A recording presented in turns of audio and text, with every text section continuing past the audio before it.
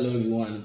We're going to be doing take 2 of Samara's coming home video, and what we're going to explain what has taken place throughout that whole process.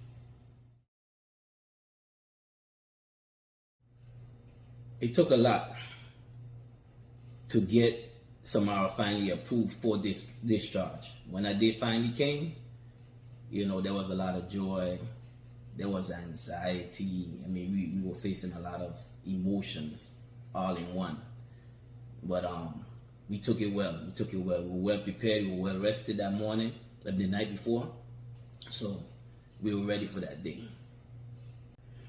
And then for me, I felt nauseated and I felt like I was going to pass out at one point because my blood pressure was high, and then I took my medication and then it went low. And so that day for me was physically strange and then emotionally a lot too.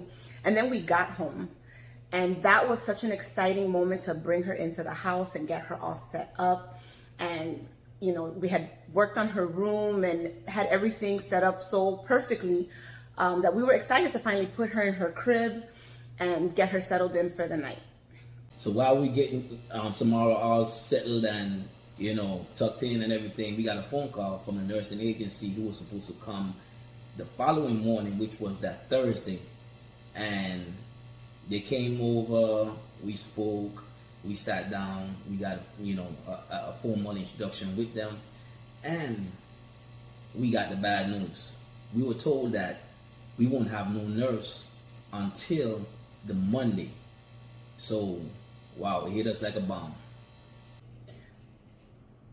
So it was shocking. No nurse for 5 days. But we were like, you know what, we got this. It'll be fine. We were trained well. We were rested. We can do this. And we did fine that night. That night was okay. I was the one that stayed in Samara's room that night since Sammy had to work early in the morning.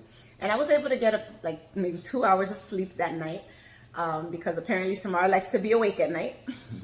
But it went fine. It was tiresome, but it went fine. She did well. And then the next morning, we had to get her ready for her doctor's appointment.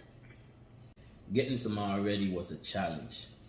I was still working that morning, so I had to kind of balance work and helping Elise, because believe it or not, taking care of Samara, it takes 2 people, to do certain things. And it was a challenge. First day and all, we trying to get everything set up and get adjusted to her being in that bed versus being in the hospital. So we gave her a bath, we did trach care, we did medications, we did feeding. There was a lot involved that morning, to go to our first pediatrician appointment. But we made it happen. We put our heads together, we communicated like they always tell us to do. And it was actually kind of fun, but hectic at the same time. But we got it done. And in the process of getting her ready, we also had the equipment company come to check out the machines and, make sure everything was functioning, because we were already starting to have some issues with the machines. And so as Sammy had to go back to work and, I was finishing getting Samara ready, she started to go into respiratory distress. That was terrifying because at one point she looked like she changed colors and looked unresponsive. So our training kicked in and we had to do everything that we were taught, including use the ambu bag, which is part of a resuscitation system to help her breathe. And we were able to do it, and she quickly recovered within seconds, and she looked fine. So then we were able to take her to her pediatrician appointment, which was literally the next thing that we were about to do. So we immediately took her to the pediatrician, who was able to check her out. We told her everything that happened, and she saw that Samara was fine, and so there was nothing left to be done but to continue taking care of Samara. And getting her in and out of the car in itself, and in and out of the house and up and down the stairs, that was a mission. We figured it out, but it took a lot. So after Samara's pediatrician appointment, we came home, we unpacked. Then the real challenge began. Samara was good up until around like 10 o'clock. Then the alarms start going off. Her breathing was a little elevated. And then we noticed seizure-like behavior, which we haven't seen in a long time. So we decided to give her or emergency seizure medicine to see if that would help, because we didn't understand what's really going on. But we did that, and for the next few hours, she was good. So Elise decided, okay, all right, at this time, let's take the shift. She's gonna go to sleep, and then she's gonna wake up at a certain time, for me to get some sleep, because I gotta work the next morning. So we decided to let her sleep at 12 o'clock till around 4 o'clock. My time with Samara between 12 and 4 was was tiring. I mean, I stayed up the whole time keeping a level eye on her, because I wanted her to be safe. I wanted to make sure everything was good. So we did that, and we ended up changing shift around 4 o'clock. Mm-hmm. Yeah. So I wake up at 4 a.m. with a plan. I'm happy to hear that she's doing better. She's stable. I see Sammy, he was up. And I was like, you need to get some sleep. So I decide that I'm going to pump, and then I'm going to pray. I do a prayer journal. And so I was writing in my prayer journal when the alarms start going off again. And I'm watching Samara, because we're always taught, look at the baby when you hear the alarm. Don't necessarily focus on the machine. So I'm looking at her, and I'm noticing that she is breathing a little bit labored, and she is still starting to have seizures again. And I'm not liking the numbers that I'm seeing on the machine. Her heart rate was up and down, and was getting lower than I had ever seen it. And her respiration rate was high, and her stuff just didn't look right. And so around 4:45, I end up deciding to call Sammy and wake him up. I had to go wake up Sammy because he was in the other room sleeping. And I told him, I was like, something is wrong. So he comes in, the alarms are screaming. Samara is having some seizures. Her temperature is a little elevated. And so we give her Tylenol, which does help the temperature to go down.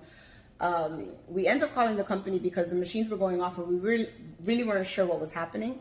But right after we called the company, she started to go into respiratory distress. And so we ended up having to use the ambu bag, and she recovered quickly the first time, but then we had a little break, and then once again it happened again where her numbers just didn't look good, and she looked like she was in respiratory distress. So we used the ambu bag a second time and called 911 as I was doing the ambu bag. By the time the ambulance arrived, she was stable, thank God. And in the process of them assessing what had happened and asking us questions about everything, they saw the machines once again, particularly the vents started making noise at that point, and everybody was able to see what had happened. So then from there, and we ended up going to the emergency room in the ambulance. Sammy ended up having to stay home because only one parent was allowed. And so I was, scared, and never had been in an ambulance in that capacity before. We get to the hospital, and once again, the machine started beeping. So they were able to kind of see what the issues were, that even things that hadn't happened in the house started happening with the machine.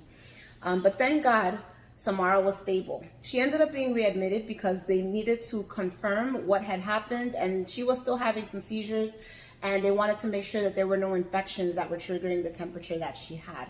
So they kept her, and she ended up being in the hospital for about 2 weeks. And in that time, they were able to get her a new vent, something that we had been praying about, that we had been asking God about. We had heard about this machine, which is more compact, more portable, and it ended up being something we really wanted. And because of this admission, God allowed her to get this machine. So we conclude with God is in control, and everything happened for a reason. We was not sure why she was being readmitted or why everything happened the way it happened, but we know that God is in control. So we continue to trust and to continue to have faith and hold on to his promises, because he made us a promise that she's here for a reason and she's ours for a reason. So we continue to trust and hold on to his promise no matter what.